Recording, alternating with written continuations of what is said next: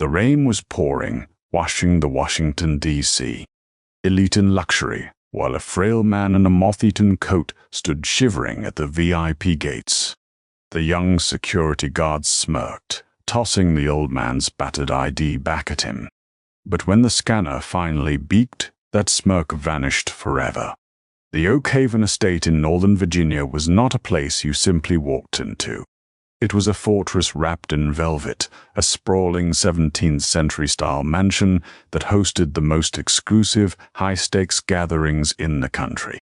Tonight, the estate was entirely locked down for the Vanguard Defense Summit, a glittering gala, where tech billionaires, four-star generals, and shadowy government contractors mingled over $500 glasses of scotch. Outside the heavy wrought iron gates, the weather was utterly miserable.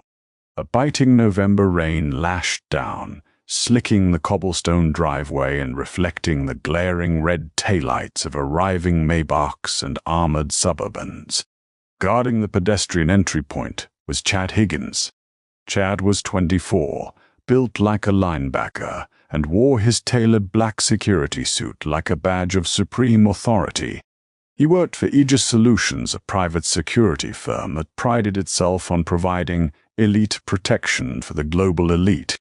To Chad, this job was not just about security. It was about gatekeeping. He loved the power of deciding who belonged in the warmth of the estate and who was left out in the cold. He spent the first 3 hours of his shift waving through men in Armani suits and women draped in diamonds, exchanging crisp nods and respectful greetings. Then, out of the darkness and the driving rain, emerged Arthur Pendleton. Arthur did not look like he belonged within 50 miles of Oak Haven. He was 70 years old, his back slightly stooped, favoring his left leg with a pronounced limp souvenir from a humid jungle operation in 1968 that officially never happened. He wore a faded, waterlogged olive-drab trench coat that looked like it had been purchased from a thrift store a decade ago. His worn leather boots scuffed against the wet pavement, and a battered tweed flat cap was pulled low over his gray, thinning hair. Arthur paused under the harsh halogen glow of the security checkpoint. The rain dripped from his prominent weathered nose. His eyes, however, were a startling, piercing blue, sharp and unblinking, taking in the perimeter, the cameras, and finally the young man blocking his path. "Excuse me," Arthur said. His voice was a low, gravelly rasp, quiet, but completely steady. "I need to go inside." Chad looked up from his tablet, his eyes sweeping over the old man's soaked, shabby appearance. A look of profound irritation washed over the young guard's face. He had just finished clearing Romano Collins, the billionaire CEO of a drone manufacturing company, and dealing with a street vagrant was not on his agenda. "Look, pal," Chad sighed, shifting his weight and puffing out his chest. "The homeless shelter is back down Route 7. This is a private event. You can't be loitering here." Arthur didn't flinch. He didn't raise his voice or show any sign of intimidation. He simply reached into the inner pocket of his soaked trench coat. "I am not loitering, son. I am here for the summit. I have business with General Whitmore." Chad let out a sharp, mocking bark of laughter. "General Whitmore, the chairman of the Joint Chiefs?" "Sure you do, Grandpa. And I'm having dinner with the president. Step away from the gate before I call the local police and have you cited for trespassing." A small crowd of late arrivals had begun to bottleneck behind Arthur.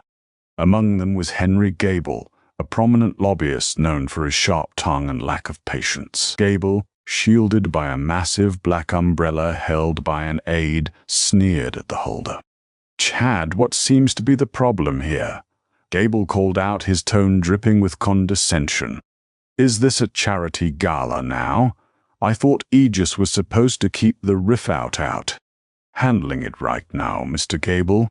"Apologies for the delay," Chad said smoothly, flashing a sycophantic smile before turning a hardened glare back to Arthur. "You heard the man. Move along." Now, Arthur's expression remained entirely neutral, though his jaw tightened a fraction of an inch. He had endured torture in foreign black sites, the mockery of a wet behind-the-ears security guard and a soft-handed lobbyist barely registered on his emotional radar. Slowly, with deliberate, arthritic fingers, Arthur pulled out a wallet. It was an ancient, crumbling piece of leather, held together by duct tape and sheer stubbornness. He flipped it open and extracted a card. He held it out to Chad, the rain hitting the plastic surface. "My identification," Arthur stated calmly. Chad didn't even want to touch it. He looked at the card with open disgust. It wasn't a standard driver's license. It wasn't a modern CAC common access card used by the military. It was an off-white, severely faded piece of heavy cardstock sealed in thick, old-school lamination. The text was typewritten, and it featured a grainy, black-and-white photograph of a much younger Arthur. The insignia in the corner looked like a generic eagle, heavily blurred by time. There was a thick, scuffed magnetic strip running across the bottom. Chad took the card between two fingers, holding it up as if it were contaminated. He let out another loud, theatrical laugh, making sure the VIPs behind Arthur could hear him. "What in the world is this?" Chad mopped, turning the card over. "Department of what?" "This looks like a Blockbuster video membership card from 1995. You printed this in your basement, didn't you? There's no microchip, no holographic seal. This is the most pathetic fake ID I've ever seen." "It is not fake," Arthur said, his voice dropping an octave, carrying a sudden, heavy weight that momentarily cut through the sound of the rain. "Run it through your machine." "I'm not putting this piece of garbage into my scanner," Chad snapped, tossing the card onto the wet stainless steel counter of the security podium. "It's probably covered in dirt. I'm giving you exactly 3 seconds to turn around and walk away, old man, or I'm physically removing you from this property." The tension of the gate thickened, palpable even over the drumming rain. Henry Gable chuckled loudly from under his umbrella. "Good Lord, just toss him in the bushes, Chad. We have a keynote speech to attend." Arthur did not look at Gable. He kept his eyes locked on Chad. He didn't adopt a fighting stance, nor did he ball his fists. But there was a sudden, terrifying stillness to the old man. The frailty seemed to evaporate, replaced by a dense, unmovable presence. It was the posture of a man who had survived things most people couldn't endure in their nightmares. "Son," Arthur said, and this time the word wasn't a gentle colloquialism, it was a command. "You are running a secure checkpoint for a Tier 1 Department of Defense gathering. Standard operating procedure, as outlined in Directive 41B. Mandates that any non-standard military identification presented at a perimeter breach must be physically scanned and logged before denial of entry." Scan the card. Chad froze for a split second. The old man's sudden use of bureaucratic security jargon threw him off balance. How did this vagrant know about Directive 41B? Chad's training momentarily kicked in against his towering ego. He glanced nervously at the surrounding VIPs, realizing that causing a physical altercation with an elderly man in front of prominent lobbyists and tech CEOs might look bad on the security cameras. "Fine," Chad spat, snatching the card off the wet counter. "I'll scan your little library card, and when it comes up as invalid, I'm putting you in handcuffs." Chad turned to his state-of-the-art Aegis terminal. It was a sleek, high-tech interface wired directly into federal databases, designed to cross-reference FBI, CIA, and DoD registries in milliseconds. He grabbed the magnetic swipe attachment on the side of the machine. With an arrogant, exaggerated motion, Chad swiped Arthur's faded card through the reader. At first, nothing happened. The screen remained on its standard blue standby menu. Chad smirked over his shoulder. "Just as I thought. The system doesn't even recognize." Suddenly, the screen flickered. The standard blue interface vanished, replaced by a stark, pitch-black background. A loading wheel appeared in the center, not the standard Aegis logo, but a generic pixelated white hourglass that looked like it belonged to a computer system from the 1980s. Chad frowned, tapping the screen. What the hell? It's lagging. Then the terminal let out a sharp, discordant beep. The black screen shattered into a blinding, flashing crimson. The Aegis system interface completely crashed, overridden by an entirely different operating system. A massive gold seal materialized on the screen. It wasn't the seal of the Department of Defense. It wasn't the CIA or the NSA. It was a seal Chad had never seen before in all his years of security training, a Spartan helmet superimposed over a shattered globe, lacking any identifying text. Below the seal, stark white letters began to type themselves out across the flashing red background at a rapid pace, and written handshake ACCA. Verifying deep storage biometrics. Clearance confirmed. Protocol, Omega Black. Chad's breath hitched in his throat. His hands hovered over the keyboard, suddenly trembling. He had clearance to view top-secret guest lists, but he knew enough about the architecture of government security to recognize a deep-state override.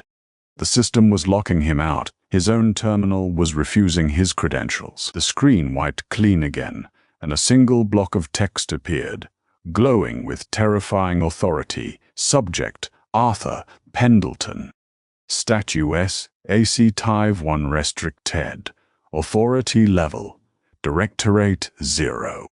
Action required. I am immediate and unhindered dacities. Do not detonate. Do not question. Any interference with this subject is considered an act of Tivers under Executive Order 1888.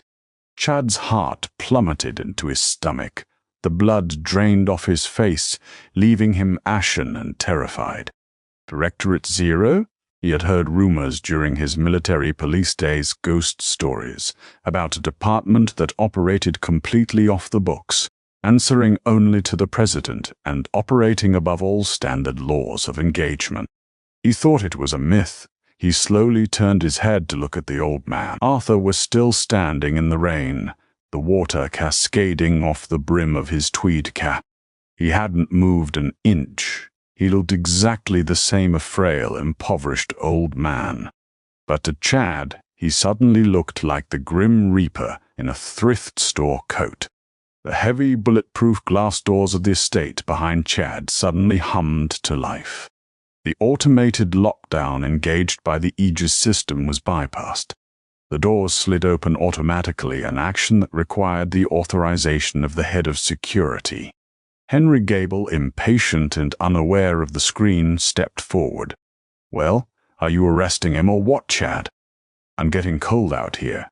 Chad didn't hear him.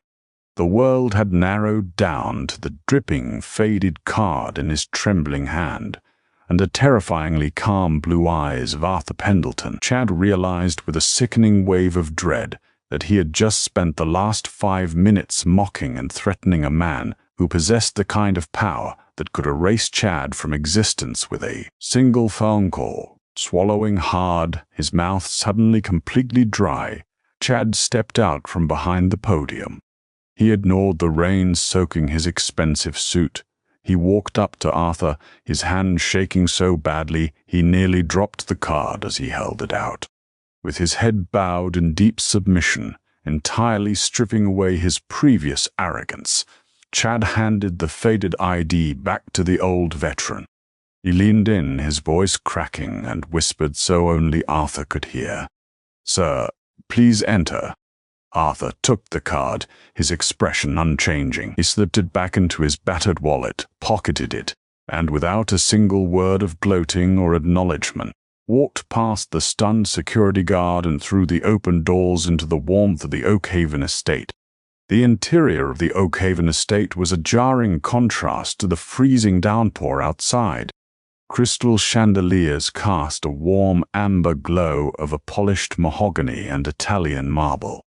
A string quartet played Bach softly in the corner of the grand foyer, their notes mingling with the low, cultivated hum of power brokering. Arthur Pendleton stepped onto the $1,000,000 Persian rug, his boots leaving dark, wet stains. The heavy oak doors sealed shut behind him, cutting off the sound of the storm. Almost immediately, the atmosphere in the foyer shifted. The elite guests, senators, tech magnates, and defense contractors stopped their conversations. Champagne flutes hovered halfway to lips. A woman in a stunning emerald gown actually took a step back, her eyes wide as she took in the sight of the soaking wet, shabby old man tracking mud into the absolute epicenter of American power. 3 interior Aegis security guards, wearing covert earpieces and tailored tuxedos, instinctively moved to intercept. They were professionals, their hands hovering near concealed holsters, their eyes locked on Arthur's trench coat to assess for threats. But before the lead guard could even raise a hand, his earpiece violently crackled to life.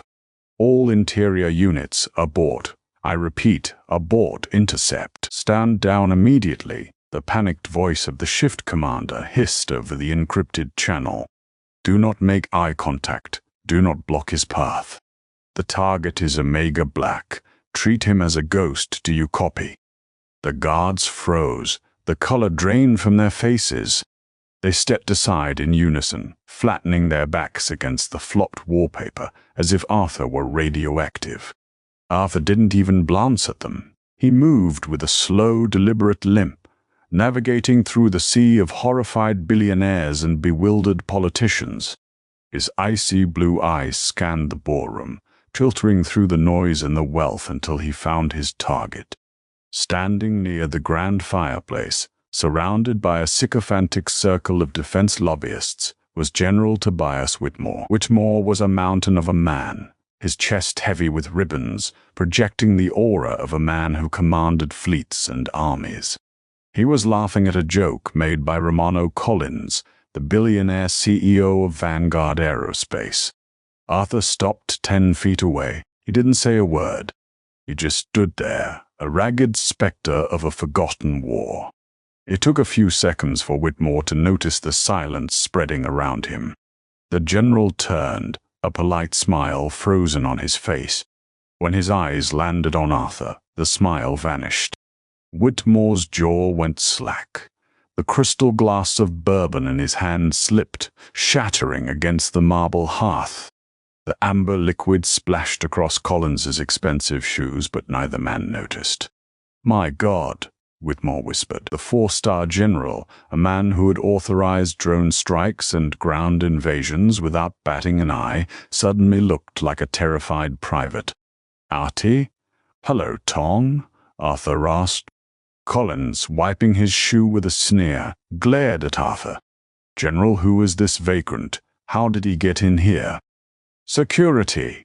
"Shut your mouth, Romano," Whitmore snapped, his voice trembling with an emotion that sounded dangerously close to panic. He stepped forward, leaving his security detail behind, and approached Arthur. "Artie, they said you died in Geneva. 7 years ago, there was a funeral." "I needed a vacation," Arthur replied dryly. "Are we going to talk in front of the children, Tom, or are we going to find a quiet room?" Whitmore swallowed hard. "The library. It's been swept for bugs. SCIF protocols. Lead the way." Whitmore practically marched toward the East Wing, pushing past his own bewildered aides. Arthur followed, his limp pronounced but his pace steady. As they entered the mahogany-paneled library, Whitmore sealed the heavy acoustic doors and engaged the electronic deadbolts. The general turned around, running a hand over his face. "If Directorate Zero is activating you, Artie, if you are standing in front of me, it means the world is ending. What's the threat? Are the Russians making a move on the Baltic? Is it a nuclear loose end?" Arthur took off his soaked tweed cap, wringing the water out onto an expensive leather armchair. The threat isn't in the Baltic, Tom. It's drinking bourbon in your ballroom. Whitmore frowned, confusion clouding his face. What? Who? Collins. Romano Collins, Arthur said, reaching into his wet coat and pulling out a crushed, soggy pack of unfiltered cigarettes. For the last 2 years, Collins' Vanguard Aerospace has been pushing the Archangel autonomous drone defense network. He's lobbying you to integrate it into the Pentagon's mainframe tonight. Yes, Whitmore defended. It's a revolutionary AI. It cuts response times by 90%. The president is ready to sign the executive order tomorrow. It's fully vetted. It's a Trojan horse, Arthur stated flatly, striking a match. The sulfur hissed in the quiet room. He took a drag, blowing the smoke toward the painted ceiling. Collins went bankrupt 3 years ago. He hid it well, but the Chinese intelligence apparatus found out. They bailed him out through offshore shell companies. In exchange, the Archangel code contains a 0-day exploit. The moment you plug that AI into the Pentagon grid, Beijing gets the master keys to our entire nuclear early warning system. Whitmore went pale. That's impossible. Aegis ran the cybersecurity checks. Aegis is compromised, Arthur said. Collins bought off the upper management of the security firm guarding this very estate. He knows the FBI is starting to sniff around his finances. He's panicked. His handlers told him to accelerate the timeline. He isn't waiting for tomorrow's signature, Tom. Tonight at 11 p.m., Collins' rogue Aegis detail is going to lock down this estate. They are going to assassinate you, the Secretary of Defense, and the tech executives who opposed his contract. They'll frame it as a domestic terror attack. And in the chaos tomorrow, his bought and paid for senators will push the Archangel system online under the guise of emergency national security. Whitmore looked at his gold Rolex. It was 10:48 p.m. We have 12 minutes, Whitmore breathed, his military training finally overriding his shock. He reached inside his tuxedo jacket for his encrypted phone. I need to call JSOC. We need Delta Force down here right now to breach the perimeter. Arthur didn't move. Put the phone away, Tom. The signal jammers are already active. Collins cut the hard lines 10 minutes ago. We are entirely isolated. Panic flared in Whitmore's eyes. Isolated? Artie, there are 20 heavily armed rogue mercenaries in this building. I have a ceremonial pistol, and you have a limp. We need to evacuate the VIPs. Arthur took another slow drag of his cigarette. I didn't come here to evacuate anyone, Tom. I came to clean house. Before Whitmore could ask what that meant, the heavy oak doors of the library hissed, the electronic deadbolts turning from green to red. The doors swung open. Romano Collins stood in the doorway, a smug, venomous smile on his face. Flanking him were 4 Aegis security contractors, including the shift commander. They weren't holding radios anymore. They were holding suppressed MP7 submachine guns, leveled directly at Whitmore and Arthur. "Well, General," Collins said, stepping into the room and adjusting his cuffs. "I see you found our uninvited guest. A shame. I was hoping to keep the bloodshed confined to the ballroom. But I suppose the library adds a certain poetic tragedy to your demise." Whitmore stood his ground, projecting a fierce authority. "Collins, you son of a bitch, you're committing high treason." "I'm securing my legacy," Collins corrected coldly.